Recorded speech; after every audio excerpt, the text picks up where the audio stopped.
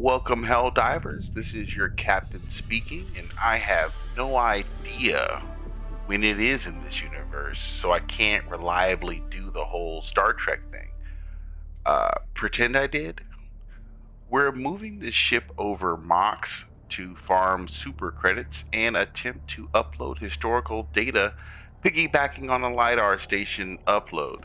The DSS itself is actually here in the vicinity, but we'll fly casual and find a quiet spot to land and get this episode recorded.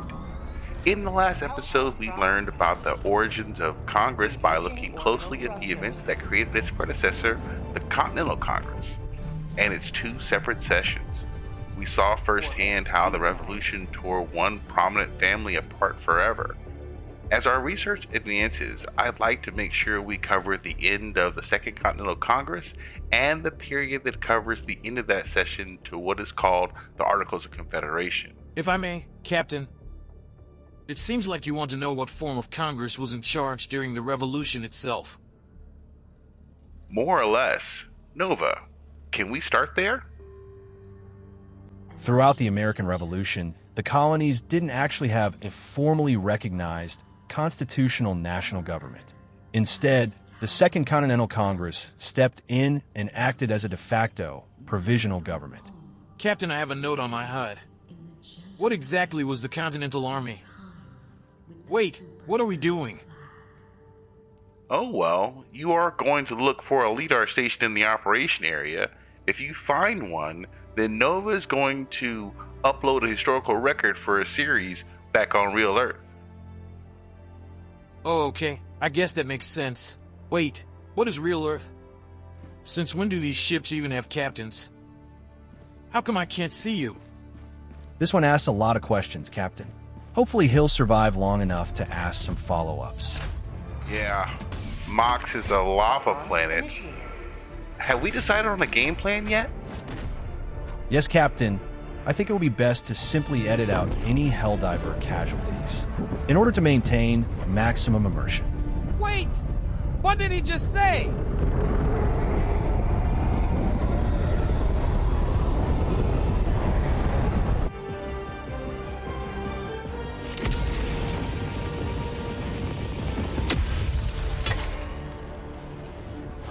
History will remember your deeds this I'm day. here, Captain.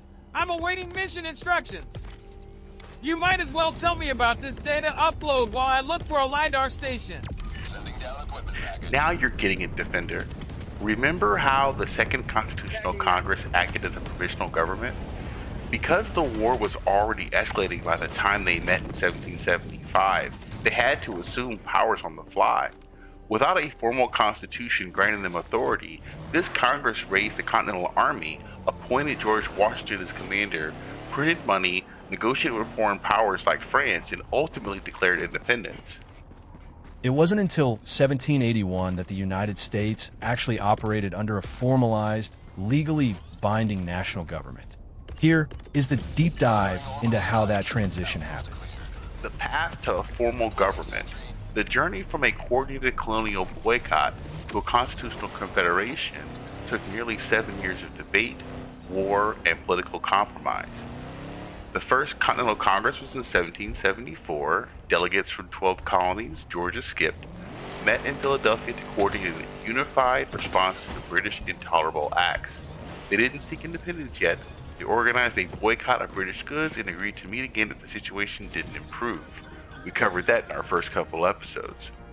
Second Continental Congress convenes in May 10, 1775. By the time the delegates reconvened, the battles of Lexington and Concord had already happened. The Congress immediately transitioned into a provisional government to manage the unfolding war, creating the Continental Army within weeks. Drafting the articles begins between June and July of 1776.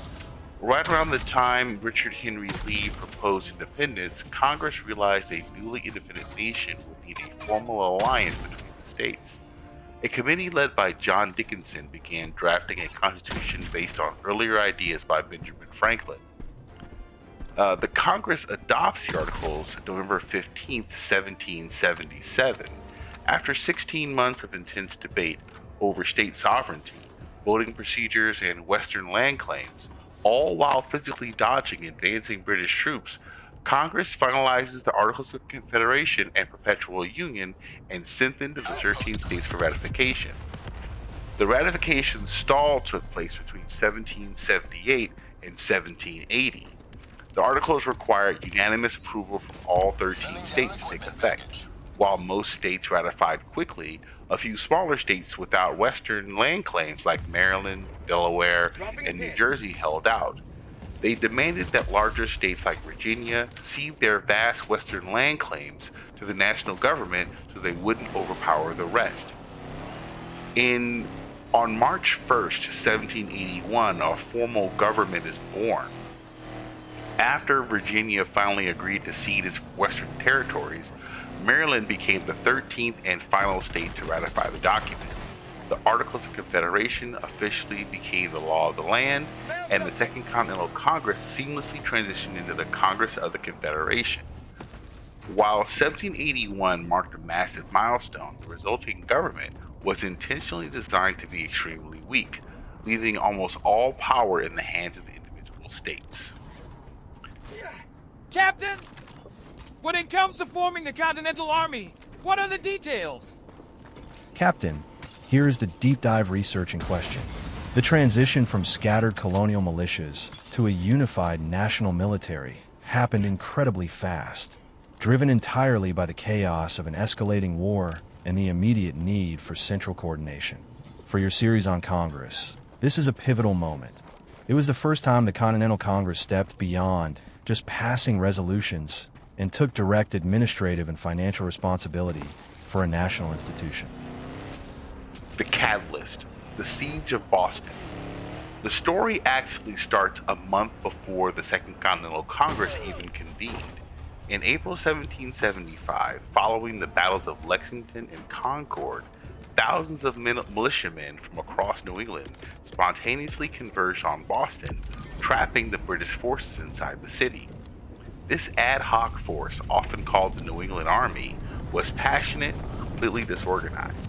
They lacked standard uniforms, a clear chain of command, proper sanitation, and most importantly, money and gunpowder. Massachusetts leaders quickly realized they could not sustain or fund this massive siege on their own, so they appealed to the Second Continental Congress in Philadelphia to take over the army, the Congressional Pivot. When Congress received the plea from Massachusetts, they faced a massive political hurdle. Adopting the army meant formally declaring war against the British Empire, a step many moderate delegates were still terrified to take. However, the military reality forced their hand. If the New England Army collapsed from lack of supplies, the British would easily crush the rebellion. Congress recognized that to fight a continent-wide war, they needed a continent-wide army. The critical 48 hours. The actual formation of the Continental Army happened over 2 rapid-fire days of legislation in June 1775. June 4th, 1775, the birth of the Army, Congress officially adopted the troops gathered around Boston, converting the regional militias into the Continental Army. To ensure the force wasn't just a New England army, Congress authorized the raising of 10 companies of expert riflemen from Pennsylvania, Maryland, and Virginia to march north and join the siege. This date is officially celebrated as the birth of the US Army. June 15, 1775 goes into choosing a leader. John Adams of Massachusetts nominated George Washington of Virginia to be the commander-in-chief. This was a strategic political move, appointing a wealthy, respected Virginian to lead an army of New Englanders helped unify the North and Southern colonies in the war effort. Washington officially took command of the troops in Cambridge, Massachusetts on July 3, 1775, and immediately set to work instilling strict military discipline, standardizing ranks, and turning a ragtag group of farmers and tradesmen into a professional fighting force. In the Congressional Pivot section, Captain? I get that the military reality forced the hand of the Congress, But what exactly happened in that period in terms of who the major players were? What was said and so on? The debates in the Second Continental Congress during the spring and summer of 1775 were intensely divided. While the military reality was forcing their hand, the delegates were fighting a massive political tug-of-war over what that reality meant. For your series, this period is a goldmine of character clashes and behind-the-scenes maneuvering. The delegates were essentially split into two major factions. The radical New Englanders who recognized war was inevitable, and the middle colony moderates who were desperate to avoid a total break with Great Britain. The major players and factions. The radical faction, the Hawks, led primarily by the Massachusetts delegation, this group felt the time for petitioning the king was over. Blood had been spilled in their home colony at Lexington and Concord, and they wanted Congress to formally adopt the siege army outside Boston and prepare for a continent-wide war. John Adams of Massachusetts, the primary engine pushing for independence, he was deeply frustrated by the slow pace of Congress, writing that the moderates were forcing him to waver between hawk and buzzard. Samuel Adams, also of Massachusetts, John's cousin, a seasoned political organizer who was working behind the scenes to build a coalition for war. Richard Henry Lee of Virginia, an early Southern ally to the New Englanders, helped bridge the geographical divide. The moderate faction, the Doves, centered around delegates that were from Pennsylvania and New York. This group believed a full-blown war with the world's greatest superpower would be suicidal. They wanted to maintain a defensive posture while exhausting every possible diplomatic channel to reconcile with London. John Dickinson of Pennsylvania, the undisputed leader of the moderates and one of the most famous men in America at the time, having written letters from a farmer in Pennsylvania, he argued that resistance should be peaceful, respectful of persons, property, and just laws, and he fiercely opposed formally adopting the army without simultaneously offering a peace branch to the king. John Hancock of Massachusetts, though theoretically aligned with the Adamses, Hancock was the wealthy president of the Congress and had his own ambitions. Specifically, he desperately wanted to be named commander-in-chief. Debates and the Grand Compromise. Throughout May and early June, John Adams was pulling his hair out. Dickinson and the moderates were stalling the military question, arguing that they needed to send one final petition to King George III. Adams believed that this was a complete waste of time, describing Congresses being full of studied embarrassments. Adams famously noted the difficult balance Congress was trying to strike, writing a letter that they were attempting to prepare for a vigorous defensive war, but at the same time to keep open the door of reconciliation, to hold the sword in one hand and the olive branch in the other.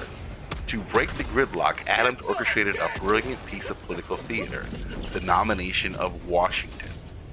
Adams knew that if a New Englander like Artemus Ward, who was currently commanding the militia in Boston, or John Hancock, was put in charge of the army, the southern and middle colonies would no squabble, and without support, would withhold support.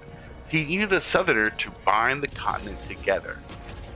George Washington of Virginia had been quietly signaling his availability by showing up to the congressional sessions every single day wearing his blue and red Virginia Regiment uniform from the French and Indian War, also called the 7 Years' War. On June 15th, Adams stood up and made a motion that Congress officially adopt the army at Cambridge and appoint a general. He noted that while the choice would be difficult, he had but one gentleman in mind for that important command, and that is a gentleman from Virginia who is among us and very well known to all of us. The reaction. Adams later recorded that when he said this, John Hancock, who was presiding in the president's chair, showed a sudden and striking change of countenance. As his hopes from the command evaporated, Washington recognized he was about to be named, darted out of the room so the men could debate his merits freely. So essentially, John Hancock knew the moment Washington was tapped that his ambitions were dashed. The acceptance. Washington was unanimously elected. When he accepted the commission, he made a point to project modesty and civic virtue. He told Congress, "I feel great distress from a conscience that my abilities and military experience may not be equal to the extensive and important trust," and famously refused a salary, asking only that Congress cover his expenses. The Dickinson Compromise. Adams got his army and his general, but John Dickinson extracted a heavy price. In exchange for allowing the military preparations to proceed, the radicals had to agree to Dickinson's diplomatic effort. In July, Congress approved Dickinson's Olive Branch Petition, a final direct plea to King George III asking him to intervene and stop Parliament's aggressive actions.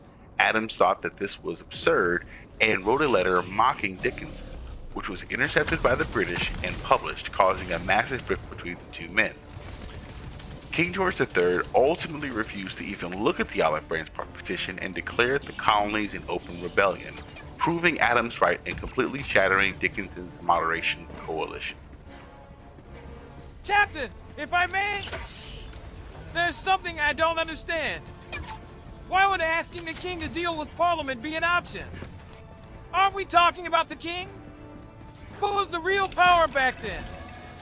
This is a crucial piece of the puzzle, Captain, because the American colonists actually misunderstood this relationship for a long time, which is exactly why the moderates like John Dickinson kept trying to appeal directly to the king. By the 1770s, Great Britain operated under a system known as the King in Parliament. The king was not an absolute monarch like those in France or Spain, but he wasn't a powerless figurehead like the modern British monarchy of your time. The system was a fragile, messy power-sharing agreement born out of the Glorious Revolution a century earlier. Here is how the balance actually worked during the Revolution. Parliament, the power of the purse. By 1775, Parliament, specifically the elected House of Commons, held the ultimate trump card: money. The king could not levy a single tax without Parliament's approval. Parliament also controlled the domestic laws of Great Britain and the budget for the military. Because the British government was heavily in debt following the French and Indian War, the 7 Years' War, Parliament's control over the revenue made it the supreme legislative force in the empire. When it came to the American colonies, Parliament believed its authority was absolute, leading to the passage of the Stamp Act, the Townshend Acts, and the Intolerable Acts. We have covered the Intolerable Acts, and we looked for a moment at the Stamp Act. We will probably circle back around to all three of those over the course of this briefing. The Crown, executive power and foreign policy. King George III still wielded immense executive authority. His powers, known as the royal prerogative, included war and peace. The king had the sole authority to declare war, negotiate treaties, and command the military. Appointing the government, the king chose his own ministers, while his prime minister, Lord North, during the Revolution, needed to be able to command a majority in Parliament to pass laws. The king could and did appoint men who aligned with his personal views. Veto power. The king theoretically had the right to veto legislation, though by King George III's reign, this was considered politically dangerous and rarely used. The secret weapon, however, was the patronage system. So, if Parliament controlled the money, how did the king get them to do what he wanted? Patronage. The king controlled a vast network of government jobs, military commissions, royal titles, land grants, and lucrative pensions. He and his prime minister would distribute these highly paid positions to members of parliament, MPs, in exchange for their loyalty and their votes. If an MP voted against the king's wishes, they could lose their lucrative customs post or military rank. Through this system of legalized bribery, George III maintained a tight grip on Parliament's actions. The American miscalculation is linked to that. For years, the colonists argued that Parliament had no right to tax them because they had no elected representatives in the House of Commons. This is essentially a precursor to taxation without representation. However, they believed they were still loyal subjects of the crown. When the Second Continental Congress sent the Olive Branch petition, They were essentially begging King George III to use his executive power to rein in a rogue and corrupt parliament. What they didn't realize was that King George wasn't a neutral referee. He was deeply offended by the colonial rebellion, entirely supported Parliament's right to tax America, and used his patronage network to push Parliament towards a hardline military response. Once the colonists realized the king and Parliament were operating as a unified fist against them, the push for independence became inevitable. Captain, you mentioned more than once that by the time the Second Continental Congress convenes, fighting has already broken out. Does that mean that rebellion had been declared? Or was there still an attempt to put the lid back on the conflict, so to speak? When do the colonies, or when does history say the Revolutionary War actually begins? That is a fantastic question, Defender, because it highlights one of the most bizarre and fascinating legal limbos in American history. The short answer is no. Rebellion had not been declared by the colonists when the fighting broke out. And yes, there was a massive, desperate attempt to put the lid back on. History officially marks the beginning of the Revolutionary War as April 19, 1775, with the battles of Lexington and Concord, but the way the colonists justified that fighting is a masterclass in political cognitive dissonance. The self-defense loophole. When the British marched on Lexington and Concord to seize colonial gunpowder, they were acting under orders from the military governor of Massachusetts, General Thomas Gage. When the local militias fired back, the shot heard around the world, they did not claim they were fighting a war for independence. Instead, they framed it entirely as self-defense. They argued that they were loyal British subjects protecting their lives and property from corrupt local administrators and an overly aggressive, unconstitutional standing army. For months after Lexington and Concord, the colonies maintained this legal fiction. They were fighting a literal war, including the massive bloody Battle of Bunker Hill in June 1775, while simultaneously claiming absolute loyalty to King George III. They essentially argued, we love the king, we just have to shoot his soldiers because his soldiers are breaking the law, trying to put the lid back on. This is exactly why John Dickinson and the moderates in the Second Continental Congress pushed so hard for the Olive Branch Petition in July 1775. They were terrified of crossing the legal line into treason. They believed that if they could bypass Parliament and appeal directly to the king, they could explain that the violence was a localized misunderstanding in Massachusetts, not a continent-wide attempt to overthrow the government. They were desperately trying to stuff the genie back in the bottle before the empire brought its full military weight down on them. The point of no return. The lid was finally slammed shut, not by the colonists, but by King George III himself. When the king received news of the Battle of Bunker Hill, and before he even officially received the Olive Branch Petition, he decided enough was enough.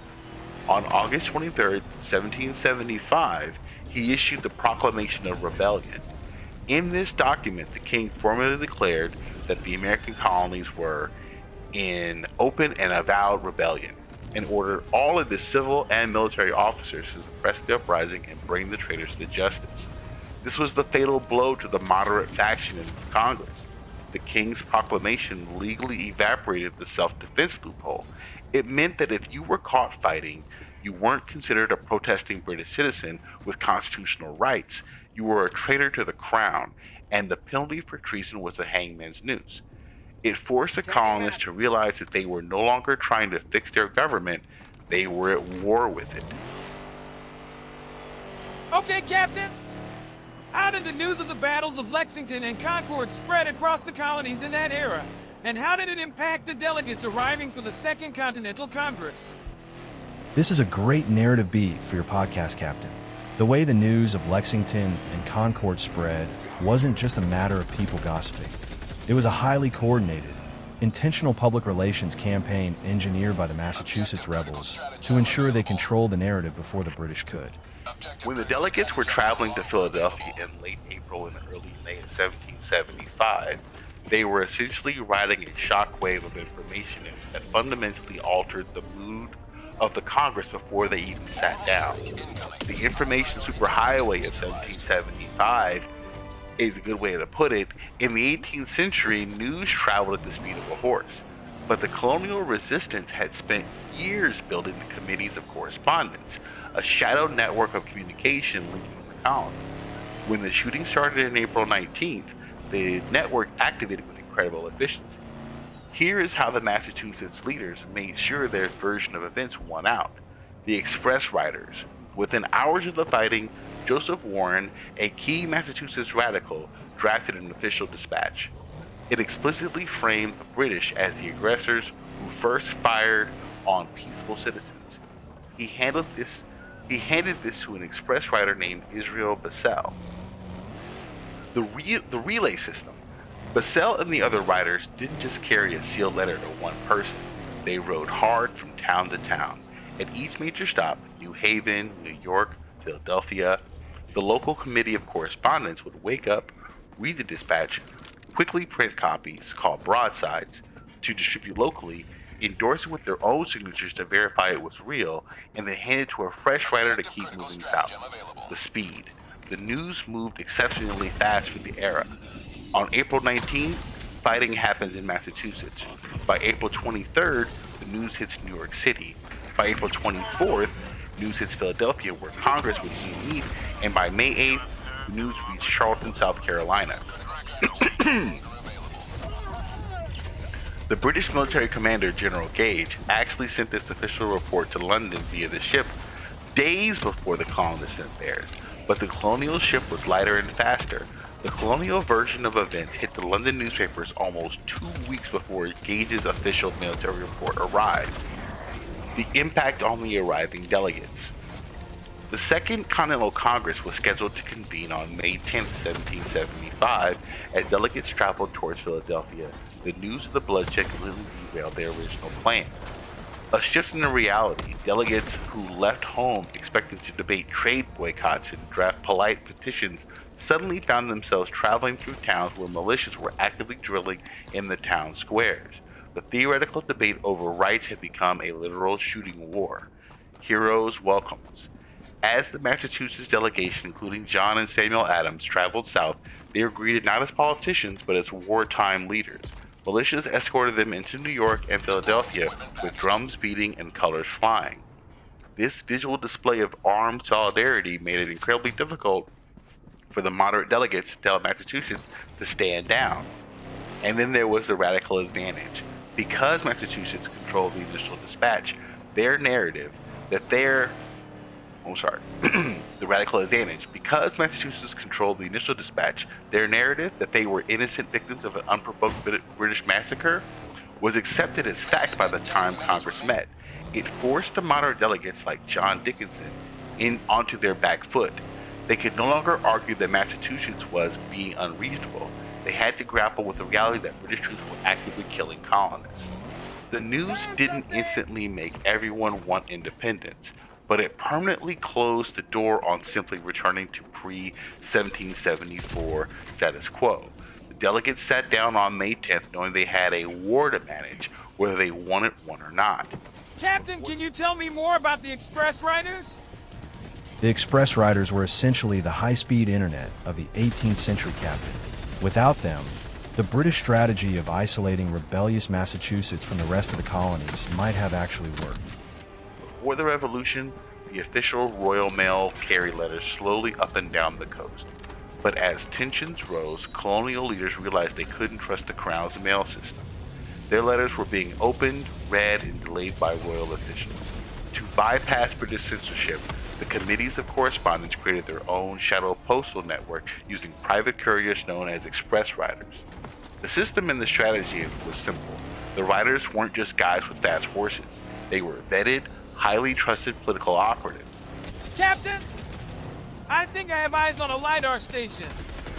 I'm going to get connected. Their job wasn't just to carry a piece of paper, but to verbally verify the news, explain the context, and ensure it reached the right local leaders without falling into the hands of British loyalists. Captain, I'm at the console. Okay, Defender, just hit the button, and that raises the dish. Copy that. Uploading historical data. Please defend the station defender. Copy.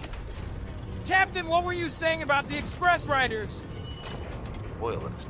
The system operated primarily along the Boston Post Road, a rough network of trails connecting New England to New York and Philadelphia. They relied on a relay system. A rider would carry the news to a specific tavern or meeting house, hand it off to the local committee of correspondence, and either rest while a new rider took over or swap out their exhausted horse for a fresh one and keep riding. The most famous riders, while one rider gets all the glory today, several played arguably larger roles in uniting the colonies. Paul Revere, the trusted operative, thanks to Henry Wadsworth Longfellow's famous poem, sorry, thanks to Henry Wadsworth Longfellow's famous poem, Paul Revere is remembered as for one specific midnight ride before Lexington and Concord, but Revere's real value to the Patriot cause was Mission map updated. all set, Nova? Yes, Captain. Upload complete. Okay, Helldiver. Make like a tree and get the fuck out of there. Can you finish briefing me on the express riders, Captain? He was the primary paid express rider for the Boston Committee of Correspondence. Long before Lexington, Revere had made the grueling 300-plus mile ride from Boston to Philadelphia multiple times to carry news of the Boston Tea Party and the Intolerable Acts. He was known, recognized, and trusted by delegates across the colonies, making the information he carried unimpeachable. Israel Bassell, the marathon rider. If Revere was the spark before the battle, Israel Bassell was the roaring wildfire afterward. When fighting broke out on April 19, 1775, Joseph Warren handed Bassell the official dispatch called the Call to Arms.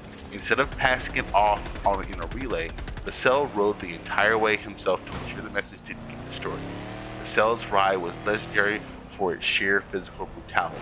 He left Watertown, Massachusetts on April 19th. Legend holds that he pushed his first horse so hard that it literally dropped dead of exhaustion when he reached Worcester, Massachusetts, about 36 miles in. He acquired fresh horses and rode continuously through Connecticut, reaching New York on April 23rd.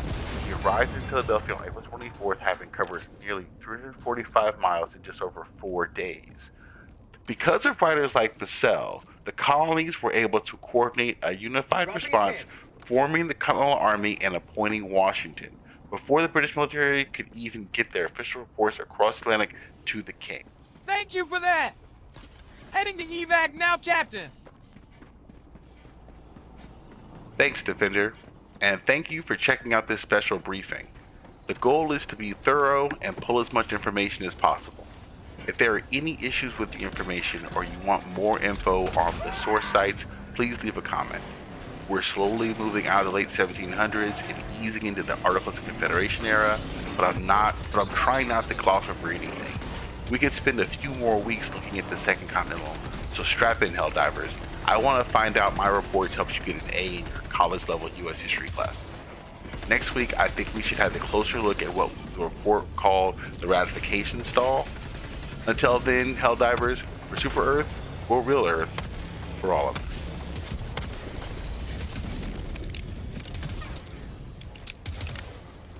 Have a taste of democracy!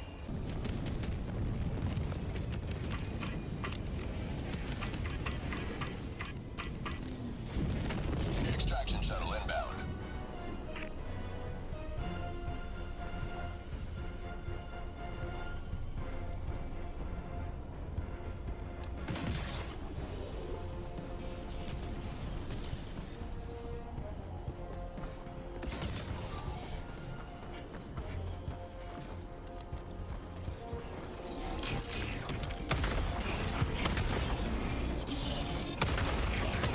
ETA T-minus 1 minute 30 seconds.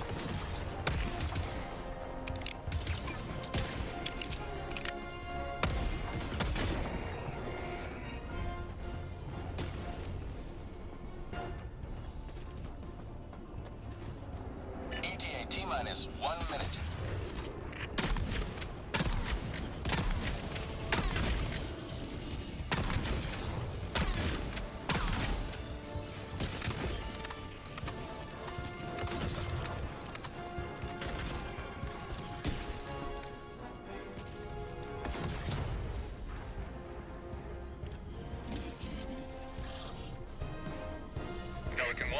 pickup. Pelican 1 landing sequence initiated. Watch where you're standing.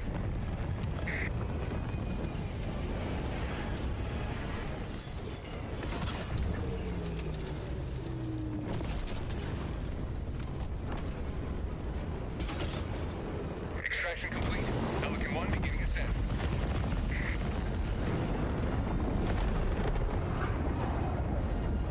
You have quenched the fires of the automaton war machine.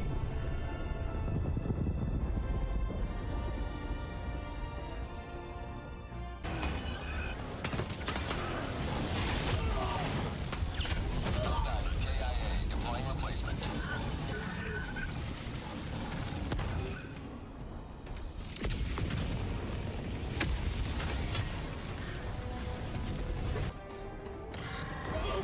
Helldiver KIA deploying replacement.